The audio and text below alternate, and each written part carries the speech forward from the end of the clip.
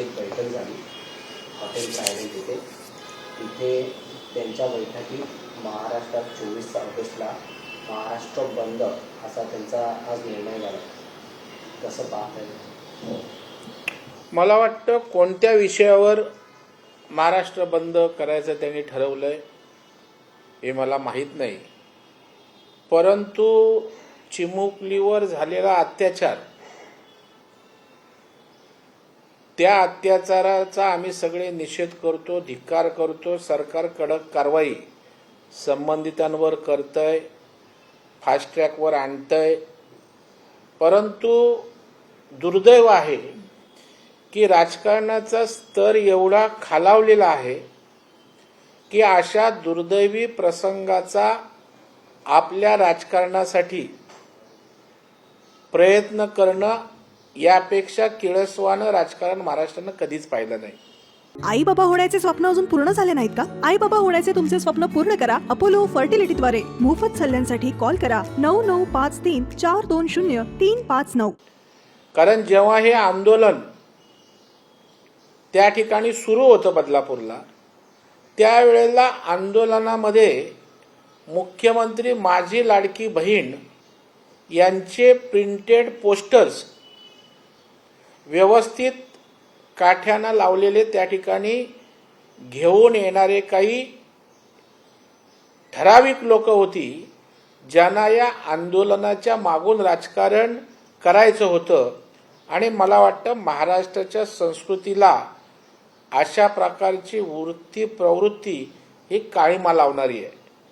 म्हणजे प्रसंग कसला आणि त्या प्रसंगाचं राजकारणासाठी उपयोग करून घेणं, एवढं किळसवानं महाराष्ट्रानं राजकारण कधीच पाहिलं नाही. आणि मला वाटतं त्याच विषयावर पुन्हा या ठिकाणी राजकारण करणार असतील तर ते दुर्दैवी आहे. बदलापूरच्या प्रकरणात उज्ज्वल निकम यांचा खटला चालवण्याची नियुक्ती सरकारने केली आहे. त्याच्यावर वैद्यकीयवार आणि सुषमा अंधारेने आक्षेप घेतला आहे.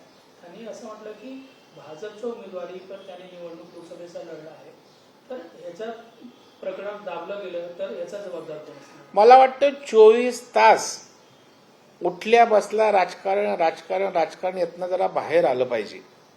राजकारणापलीकडे जग आहे, विषय आहे, संवेदना आहेत, हे समजून घेतलं पाहिजे.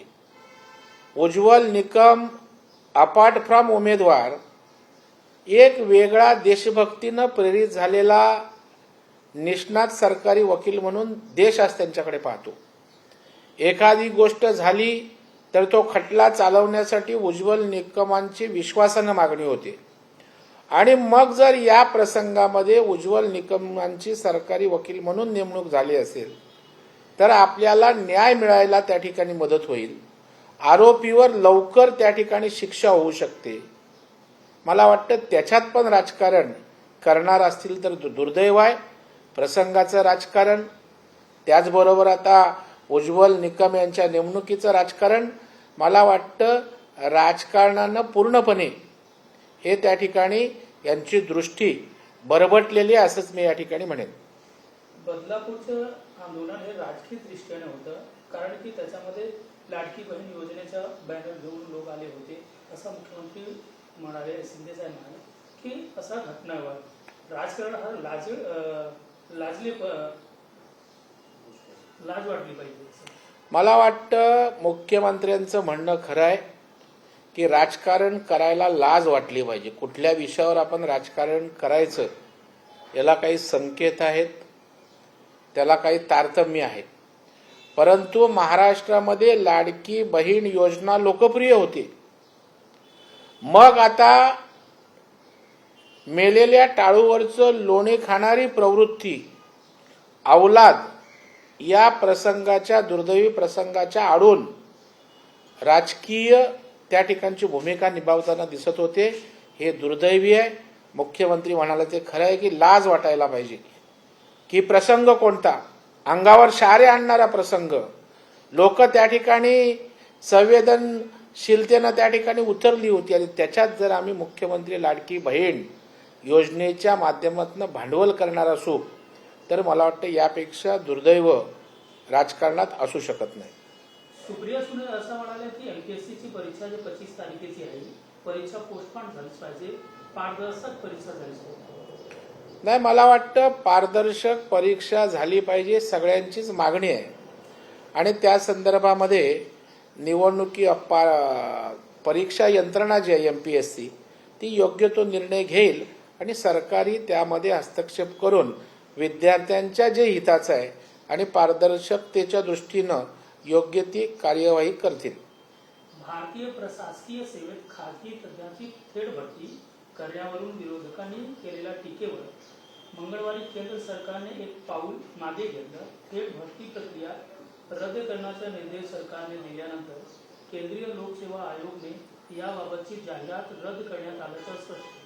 मला वाटतं याचा अर्थ सरकार जे लोकभावना आहे त्या लोकभावनेचा आदर करतं. कारण नाहीतर विरोधकांनी मागणी केली म्हणून जर सरकार विरोधकांनी केले म्हणून करायचं नाही अशी भूमिका घेतली नाही. जर सरकार लोकांच्या दृष्टीनं लोकभावना महत्वाच्या असतील आणि आवश्यक असेल तर ते सरकार करतं, हे सरकारने या निर्णयातनं दाखवून दिलं.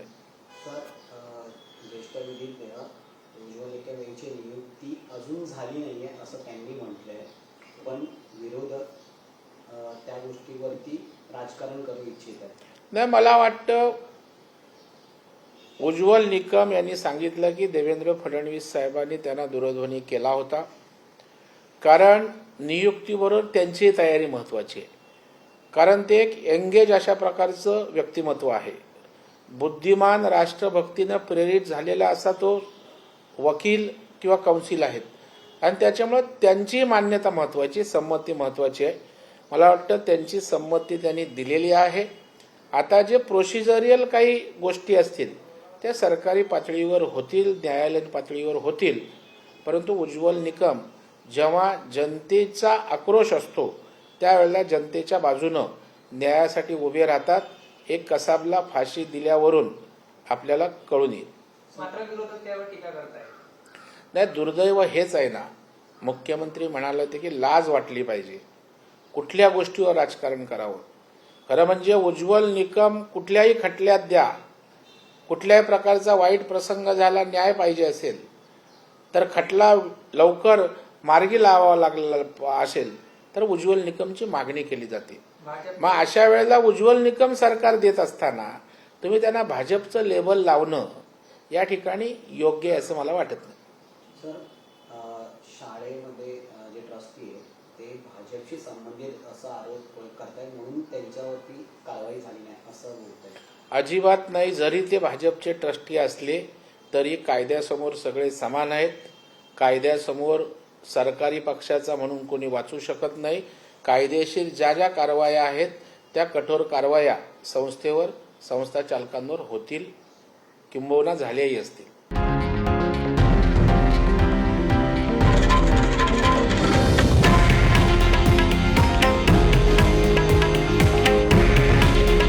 हे आहे देशातील नंबर 1 न्यूज नेटवर्क आणि आपण पाहत आहात TV9 मराठी. काळजी तुमची, हित महाराष्ट्राचं.